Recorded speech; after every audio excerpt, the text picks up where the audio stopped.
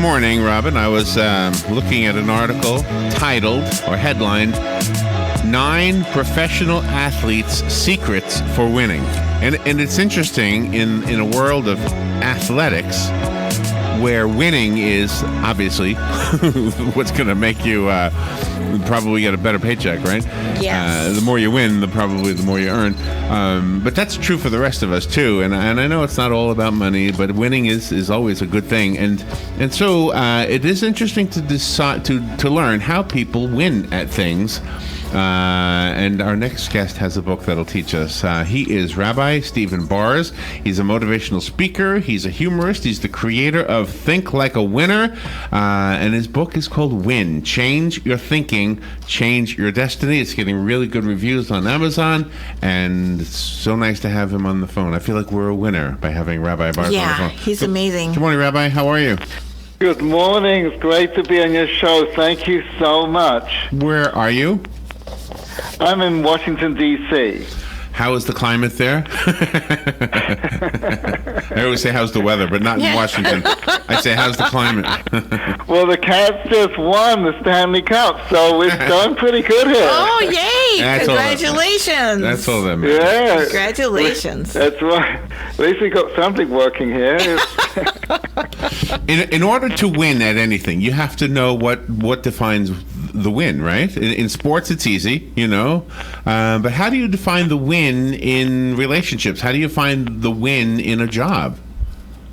Well, you're right. In sports, it's easy in the end, but on a daily basis, everybody is challenged with the same sort of how you're really getting to the end goal. You just don't wake up one day and win the Stanley Cup.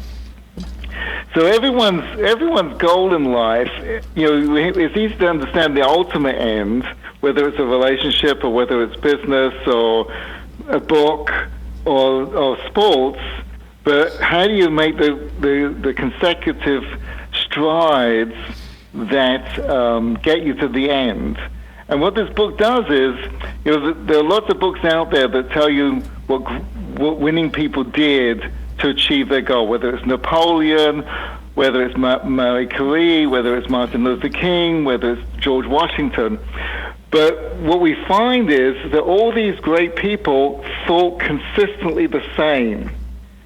And when you understand how they thought and how they got to think that way and learn how to think that way yourself, you can achieve those kind of goals in your own life. Really? And that's the secret. That's what it's all about. Is it also not what you think, but what you don't think?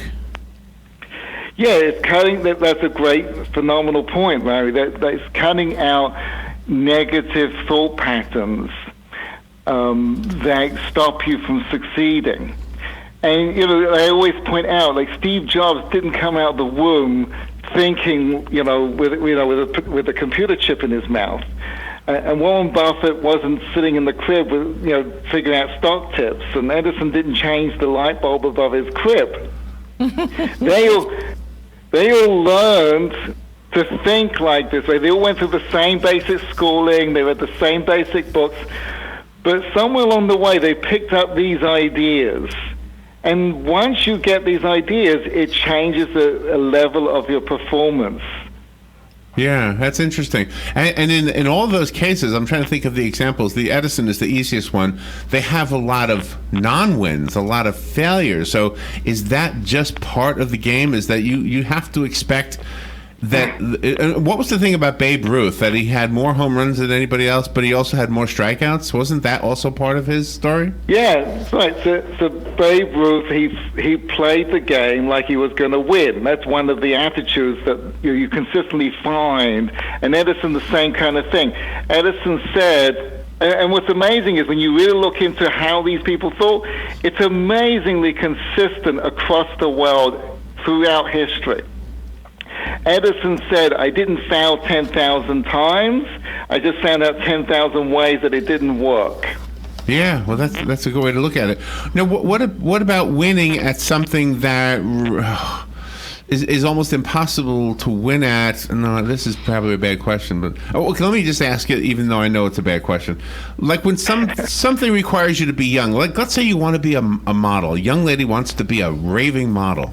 and she goes to the modeling agency. Oh, you're beautiful. Come on, we'll take some pictures of you. So she's got the pictures and everything. But then next thing she knows, she's 30 years old, and she's never really got a great modeling career going. Does she have to say, I guess I didn't win? I mean, does she give up? No, that's a fantastic example. But even a better one is if I wanted to be a model. I don't know what you look like. I'm just laughing. Well, the laughter is quite appropriate. Oh, I see. I have a picture of you. Yeah. Yeah, you'd be a good model for a rabbi, I think. I'd be a good model for shrapnel. You do something very clever in your book. You showcase boxer Jim Braddock with the reality of what his life was, and then you compare it against the fantasy characters in Harry Potter and Star Wars. I mean, even though they're fantasy, their character traits seem to be still the same as those people living in the real world, and they have the same trials and tribulations to overcome. Right, that's a great point, and it speaks to Larry's question about the model. Invariably, the people who set out to do fantastic things, whether it's Rockefeller or Edison or any of these people, yes, they wanted to be, let's use the example of the model, but as they get closer to their goal, they realize opportunities that they never imagined before. So, for instance, Conan O'Brien, he talks about his goal to be on The Tonight Show, but as he got to that goal, he realized other opportunities that made him far more successful. He talks about Johnny Carson wanted to be the kind of comedian of the 1950s, but he never got there. But he achieved something completely different. Yeah. So yeah. Rockefeller was out to achieve some goal, but he discovered paraffin along the way and became the king of oil. Mm-hmm. Isn't that something? I didn't know that. Yes, it's never the woman wants to be the model, but along the way she realizes that she can corner the market, or marketing, for instance, or some other thing. But it's the goal that you want, whatever it is you want to be, that as you go towards it, you find a better way of getting there. You have different quotes in your book, and one of the quotes, I can't remember who said it, was that in the past they were a different person. So you always have to look toward the future. You have to look towards the future. That's right. These were the three most important days of your life, and one of them is tomorrow. So if you found out right now, as you're sitting here, your phone starts beeping that you won the lottery.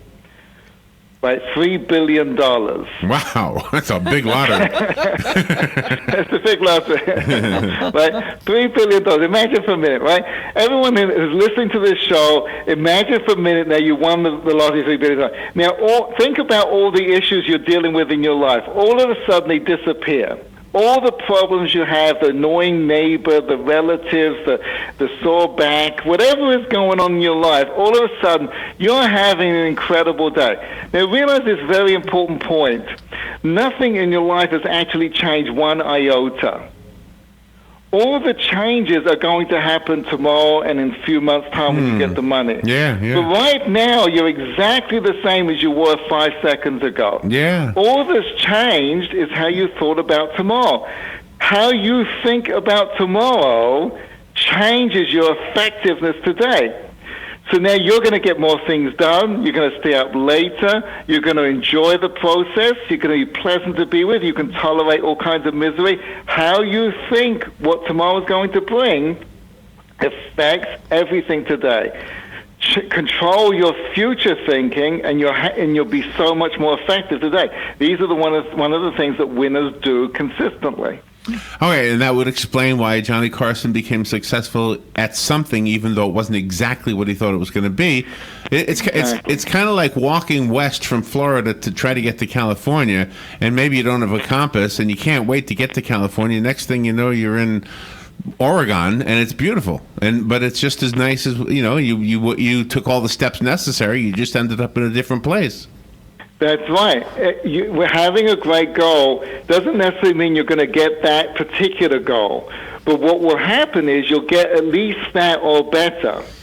Because along the way, you start to realize, you know what, that wasn't that great. This is even better than that. And you switch goals. Yeah. And that happens all the time. Yeah, I think that's a smart. I think that's a smart way to do it too. Yeah. But then you have to have that motivation there. Motivation is such a huge part of life, and there's going to be bumpy roads along the way, but you don't just want to settle for anything. You want to really focus on what you want and move forward. 100%. The easiest way to do that, again, is to think about tomorrow. Again, there are three ways of thinking about life: the past, the present, the future. The future is the easiest one to control. When you imagine a phenomenal tomorrow, you can tolerate all kinds of things today. That's the whole key. And when you do have a failure, at least you try to do something, and then you have to dissect it and say, okay, what did I didn't do that made this failure happen? And then you can tweak it and possibly succeed the next time around. Well, perfect. That's a great example. You know, when the Titanic went down, right, the British had a commission to understand what went wrong, and the Americans had a commission to understand, right? The British basically blamed the iceberg. Right? Exactly. And the Americans figured out what went wrong so we could build a better boat. Mm-hmm. So when you learn from the mistake, you actually improve the future. Yeah, okay. Because people feel more secure about planes. Last year, the FAA reported that we didn't have one fatal accident in airplanes. Last year. This year, unfortunately, wasn't so great. But nevertheless, it's very, very, very low. It used to be a practice of airlines when they first started out that one of the people on board had to be a trained nurse because they had so many accidents.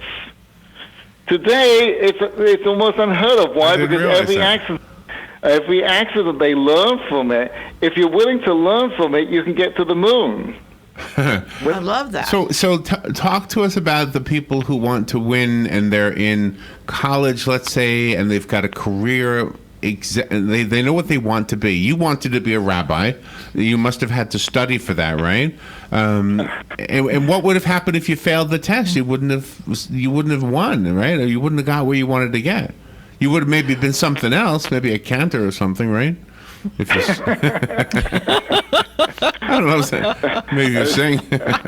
I wanted to be, the guy who opens the door of the elevators. Remember the old time elevators? Oh, I do. And you used to have a guy who would open the door and press the buttons for you. I don't know why we needed someone to do that, but nevertheless, that was the job. But then they went away, and now I have to figure out what I'm going to do next. Be a rabbi. Hey, I want to ask you something about rabbis. Can I change the subject just for a second here? Sure. Howard Stern was on an interview with David Letterman in one of the new things they're doing on Netflix, and Howard Stern said his daughter, he was bragging about all three of his children, but one of his daughters is studying to become a rabbi. And my question to you is that something new, or have women always been able to be rabbis? Well, women have always had tremendous leadership roles in the Jewish world. We're not big players on the titles of what you call them, because it's not really the title that's effective. It's what you bring into the role. So I'm sure, in every role, like for instance, you guys are phenomenal radio hosts, but just calling someone a radio host and having a show doesn't mean a lot. It's being able to present phenomenal information, bring the people that are listening to the show to where they feel their lives are improved. Uh-huh. That's the whole key. Yeah. And you guys do a fantastic job at that. Thank you. So anyone can get the title, but it's how you live with that title and you make it something phenomenal. That's the whole key. That's what separates people out. And maybe the question about the female thing is kind of, I guess, appropriate in today's world, where we're still trying to figure out a way to make sure everybody is treated equally and not discriminate based on race or religion or sex or anything, right? And so to somebody who, for example, wanted to, a woman, let's say, for example, who wanted to be, I don't know, the host of a late night TV show. We still don't have a female TV show host at night, do we? I don't think we have one. No, I don't think so. So she wants to. That's her win. That if she could get that, then she's a winner, right? We have Oprah and Ellen, but they're all in the daytime, right? Mm-hmm. So I don't know if there's a message there, but I'm not going there. Anyway, I mean that maybe the world, like for example, in the countries that don't allow women to drive. Yes, Saudi Arabia, right? Yeah, so there would be certain cultural things that would prevent you from winning at the thing you wanted to win at. Mm-hmm. No, this is one of the points we make in the book. Nothing is stopping you from winning. I'll give you an example. When we just came out with the book, so I go onto Amazon and they're sold out. I have no idea how Amazon can sell out because it's print on demand, but nevertheless, they posted on the site, sold out. So at first I'm panicking, and then I go, I just wrote a book on how to deal with tragedy and how things don't work out. Right. So I sent a blast email, phenomenal news, sold out on Amazon. It's so popular. Benjamin Zander gives this example about shoe salesmen from England at the turn of the century. And two companies sent salesmen to Africa. And one reports back, terrible news, they don't wear shoes here. And the other one sent back, phenomenal news, they don't have any shoes yet. Gosh. So you see, you're right. There is tremendous discrimination, and I have the same thing. I've encountered it myself personally. And all kinds of different levels, not just being Jewish or a rabbi or anything like that, but you can always use that for your advantage. You see, you might be right that they discriminate, but that means that when you stand out, you're going to really stand out. And they're not going to, as Steve Martin says, you have to get to the point where they can't ignore you. Yeah. Mm-hmm. Do you know, speaking of Steve Martin, he had an interesting thing in his bio. He was tired of being the warm-up act. He was always the guy going on before the famous musician, right? And he said, I just didn't like always being second billing. So he said, I don't care how small the venue, I'm always going to be the headliner. And so he stopped doing big venues, and he started doing these little clubs where he was always the headliner. And next thing you know, he's doing big venues, and he's the headliner. That's right. You use the thing that you are annoyed about or the thing that's discriminating, and you figure out how to turn that around. And people have, for instance, rabbis, right? So one of the reasons I became a stand-up comedian is I was a rabbi, and rabbis people have a certain impression of what they expect of it, and I'm going to break that impression.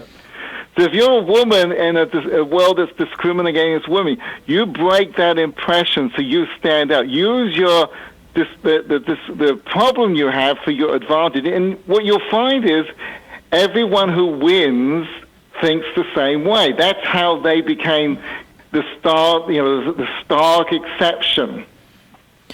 And it's like a light in darkness. You have 7 children? 7 children. Well, you're a winner. It just feels like 15. You are extremely observational in your book. You also have a chapter about animals. Yes, right. Which part about the animals? And because you say giraffes don't swing from trees, and I found that very funny, but it's very, very deep. You're a very deep thinker. I hope so. Right, the animal, an elephant can uproot a tree, right, and a cheetah can run 45 miles an hour, but an elephant can't run 45 miles an hour, and a cheetah can't uproot a tree. We're all built to do what we think is difficult, but we're built to make it. That's easy for an elephant. It's easy for a cheetah. When you do what you're built for, it's easy. The guy who runs the marathon, he finds it easy to do that because he loves doing it. When you do what you love, what you're built for, it's easy, and you have tremendous success doing it. as Einstein said, if you praise a tree, if you praise a fish for its inability to climb a tree, you call it a failure. But it's phenomenal swimming around. I'm going to use this next time I see one of those. Seriously, sometimes I'll use the urinals and I'll see a transgender guy next to me, and he's having such a hard time, and I realize he's born a female. I'm going to say, if you would use what you were born for,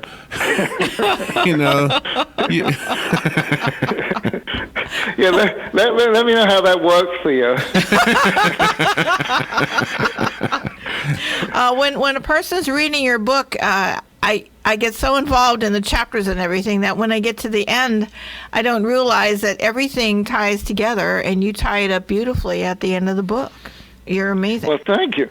Thank you. You've been phenomenal host. These are great questions. Thank you so much. I'm glad you enjoyed the book. The book is called Win, Change Your Thinking, Change Your Destiny. It's written by Rabbi Stephen Baars. I believe you've been with us before, actually. Mm-hmm. Rabbi, good to hear from you again. So how's the book is doing really well. I'm looking on Amazon. Let's see. I think it was number 24 or something. It was really up there, pretty high. It's doing fantastic. Thank God. We're only 3 weeks out, and we're already doing really well. Oh, nice. One of the other things that you address in the book is disappointment, because sometimes people can't get over it, and you help them do that. Yeah, disappointment is built into the system. Somehow we think, unfortunately, Hollywood has given us this impression, that Captain Kirk, he just sets out and it all works out according to plan. And life is never like that. Every single person on this planet that achieves anything has disappointment. It's built into the system.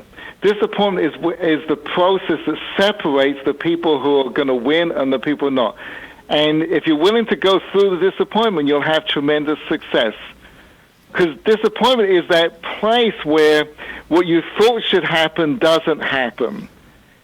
And the ones that are willing to go across that line are the ones that discover something new. Well, I have one thought about disappointment, and that sometimes it can be very, very constructive. A good example would be, let's say you are trying out for a job, I guess, right? And you've got everything together, and you don't get the job. And the guy who could have hired you says, the reason I didn't hire you is, and he gives you a reason. And then you go home, and of course you're going to be upset, sad, whatever.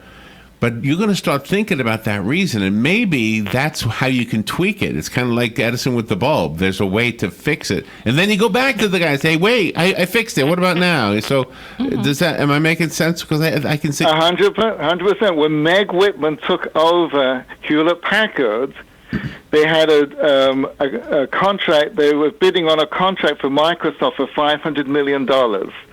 That's not bad. I wouldn't complain about that. No. But they lost. They lost. Not quite as good as winning the lottery for $3 billion, but it'll do. And they lost to Dell. Well, Meg Whitman called up Steve Ballmer, the CEO at the time of Microsoft, because when you're Meg Whitman, you can. And she asked for a report. And Ballmer sent a 12-page report on everything that Hewlett-Packard did wrong. And price was only one of the issues. And Meg Whitman used that as a manifesto to turn HP around, and she won the next order for $400 million and beat out Dell. Right? So you're 100% right. Wow. Learning from your mistakes is incredible. The whole story's in the book. It's a phenomenal story. But that's what winners do, is every mistake is your advantage. The hardest thing to do, and something Toyota says, the hardest thing to do is have success. See, when Dell won the deal, they didn't learn what their weaknesses were, because they won. But they get wiped out the next time because HP was learning, and now they've upped the ante. Wow. It's harder to learn from success. You get more wins from your losses than you do from your wins. gosh. And I'd rather win that way than the lottery, by the way.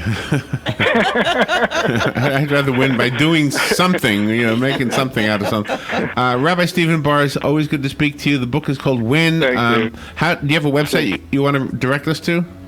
Well, you can get the book anywhere, but you can also go to our website, core9.live. Core9.live. Rabbi, thank you. Talk to you next time. Thank you so much. It's been a real pleasure. You guys are great. We'll be right back.